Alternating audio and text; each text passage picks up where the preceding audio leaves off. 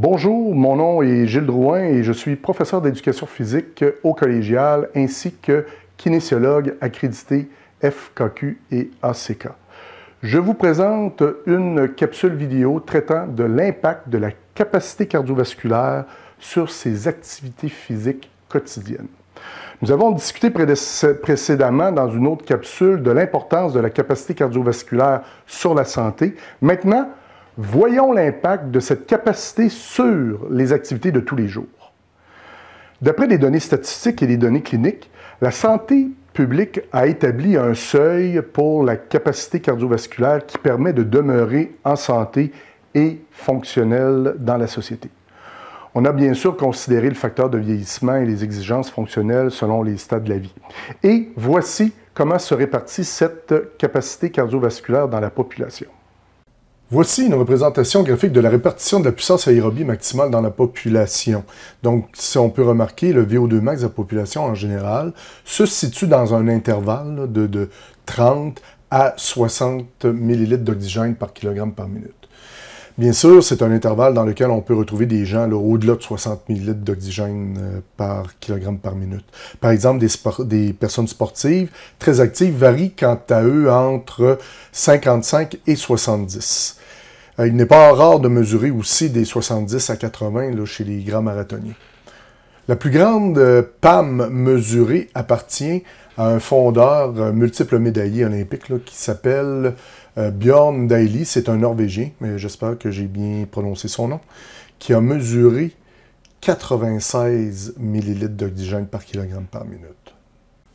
Tel que discuté dans une autre capsule sur le sujet, la santé publique a déterminé un seuil fonctionnel à 30 ml d'oxygène par kilogramme par minute. C'est sur cette base qu'ils ont déterminé les différentes intensités entre très faibles à très élevées.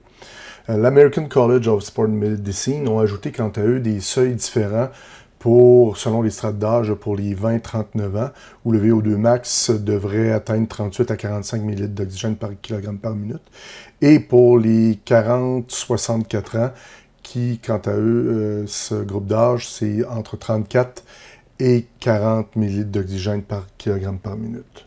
D'autres seuils ont été déterminés par la communauté médicale que je vous présente là, pour faire une comparaison, là, parce que je ne souhaite à personne d'atteindre ces niveaux.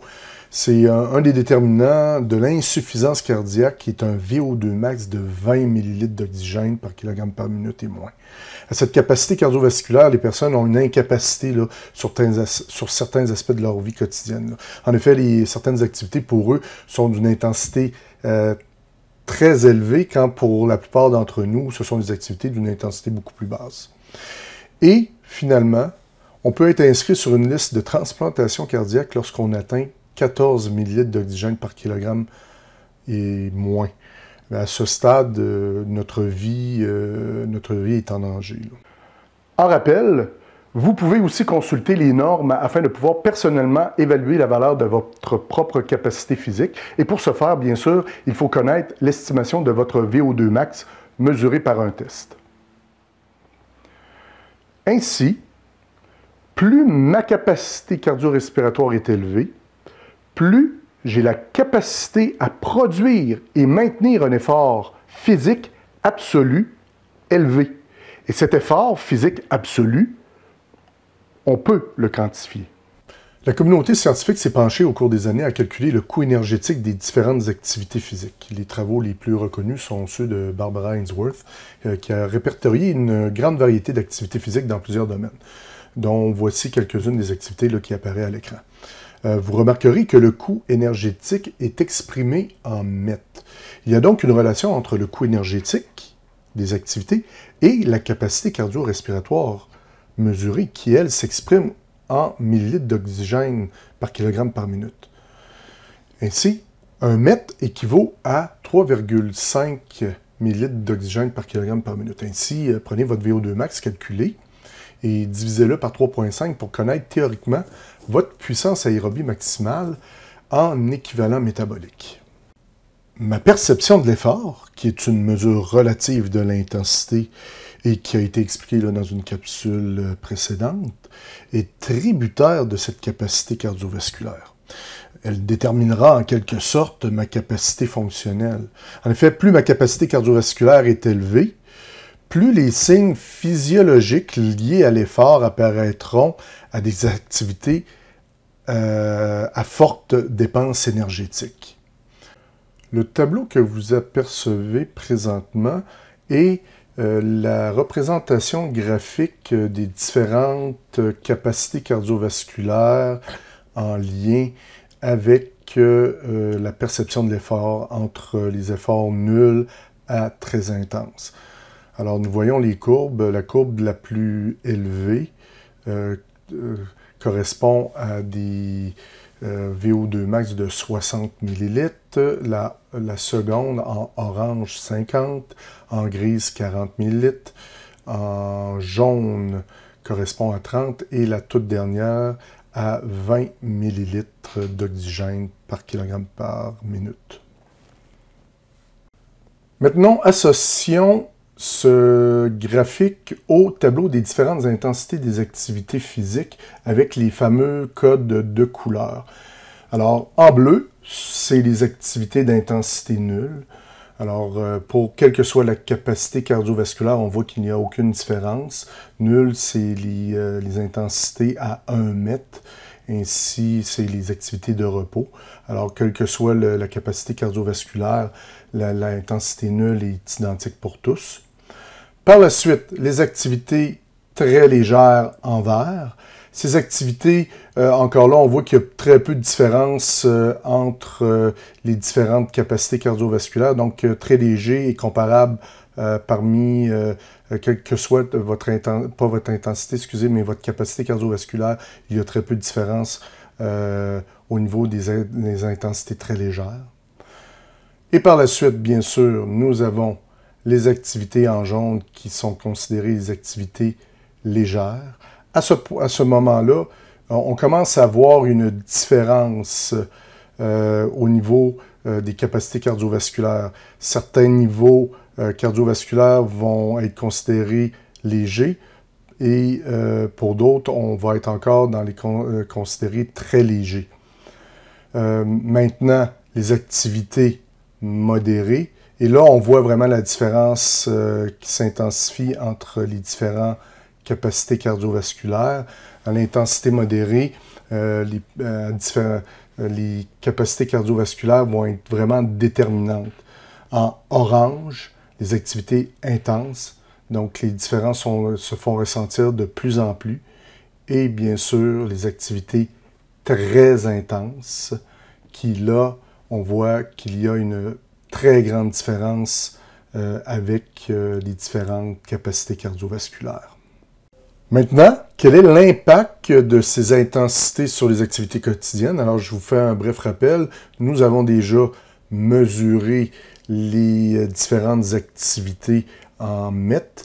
Et maintenant, nous allons faire le lien entre ce tableau et le graphique sur les intensités pour les mettre en lien.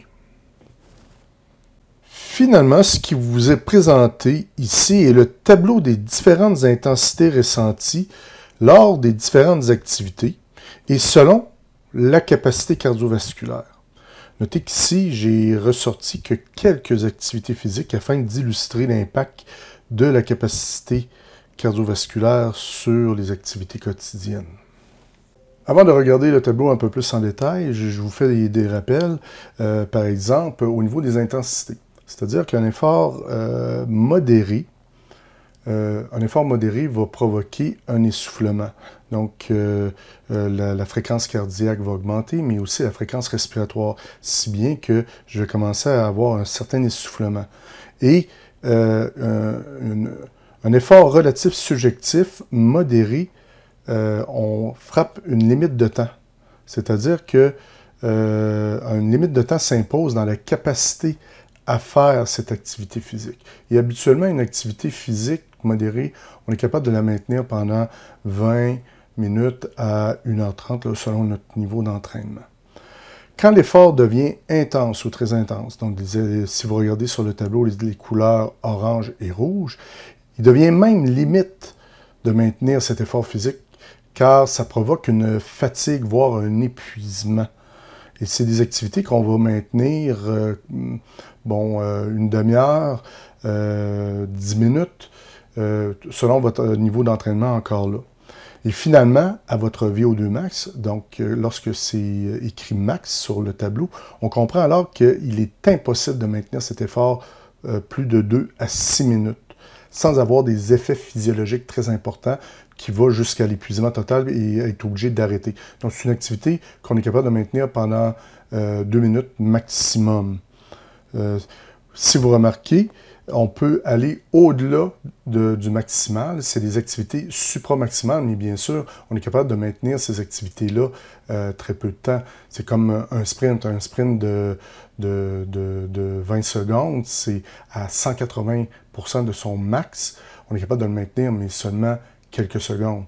Donc, plus on s'approche de ce que vous voyez en gris sur le tableau, eh bien, moins longtemps je suis en mesure de maintenir l'activité longtemps. Alors, si on regarde, je vous rappelle que la colonne du 20 ml d'O2 correspond à une personne en insuffisance cardiaque. Le 30 ml correspond au seuil déterminé par la santé publique. 40 équivaut à peu près aux personnes de 40 à 64 ans, 50 ml les personnes de 20 à 39 ans, et 60 ml c'est les personnes là, vraiment entraînées ou qui ont une capacité cardiovasculaire très grande. Là, merci papa, merci maman. Alors, si vous remarquez, pour les activités de très légères, donc en vert, il y a peu de différence, là, comme se doucher, se sécher, être debout, marcher dans la maison. Quel que soit notre niveau de capacité cardiovasculaire, ça reste une activité physique très légère. Toutefois, il y a une différence, bien sûr, pour mes personnes insuffisantes cardiaques à 20 ml, où ça devient déjà une activité légère. Se coiffer, être debout, marcher à 3 km/h pour une personne qui est en insuffisance cardiaque, c'est déjà un effort modéré qui va provoquer un essoufflement et que la personne ne pourra pas maintenir longtemps. Bien sûr, pour les autres niveaux cardiovasculaires, que ce soit de 30, 40 ou 50 ou 60, on voit que c'est une activité qu'on est capable de maintenir très longtemps. Les activités commencent vraiment à se ressentir là, à partir de 4 mètres. Là. Par exemple, monter des escaliers, cuisiner, faire de la menuiserie. Pour une personne qui est en insuffisance cardiaque, c'est des activités intenses. Donc, une incapacité de maintenir cette intensité-là très longtemps.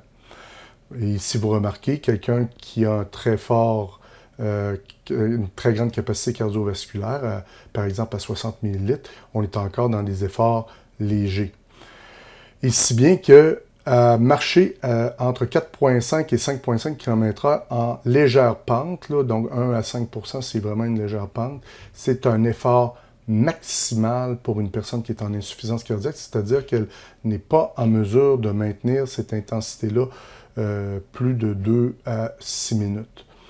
Mais c'est un effort modéré pour les personnes normales de la santé publique là, à partir de 30 ml. Et si on continue, on voit que apparaît du gris. Donc le gris, c'est ce qui est considéré comme une incapacité à atteindre. C'est-à-dire qu'une personne à 20 ml d'O2 théoriquement serait incapable de maintenir 8 km/h. Sinon comme un sprint, peut-être 10 secondes, mais pas plus. Et la personne serait excessivement épuisée déjà juste après 10 secondes. Mais vous voyez, ce n'est pas, ça c'est un cas extrême, mais vous voyez que même une personne à 30 ml d'O2, qui est considérée comme adéquat pour la santé publique, ben, la personne est incapable de maintenir un 16 km/h, d'atteindre 16 km/h de course à pied. Et pour un 16 km/h, ben, on voit qu'une personne à 60 ml d'O2, c'est très intense, mais cette personne-là serait capable de le maintenir. Et voilà, pour le tableau. Vous pouvez vous-même faire les comparaisons en regardant le tableau. Ainsi, en résumé, la capacité cardio-respiratoire détermine votre capacité à déployer un effort et détermine votre niveau de fonctionnalité dans la vie de tous les jours et pas seulement pour les performances sportives. Doit-on s'attarder à être physiquement actif ou à être en forme? Très bonne question. Réponse nuancée. En tout premier lieu, il faut chercher à adopter un mode de vie physiquement actif. Et surtout, de le maintenir sur une base journalière, hebdomadaire et même annuelle, quelles que soient les saisons, les événements ou les conjonctures de la vie. Sur ça, il faudra prévoir des alternatives ou des moyens pour éliminer des obstacles qui apparaîtront au cours de votre vie et qui vont affecter votre pratique d'activité physique. Par la suite, lorsque cette habitude sera bien ancrée dans la vie quotidienne, bien là, vous aurez avantage à viser une plus grande forme physique possible, et ce, afin d'en tirer pleinement tous les avantages de votre pratique d'activité physique pour votre santé et votre bien-être. La capsule se termine ainsi, en espérant qu'elle vous a permis de bien comprendre l'impact de votre capacité cardiovasculaire sur vos activités quotidiennes. Ici Gilles Drouin qui vous dit à la prochaine et n'oubliez pas d'aller bouger.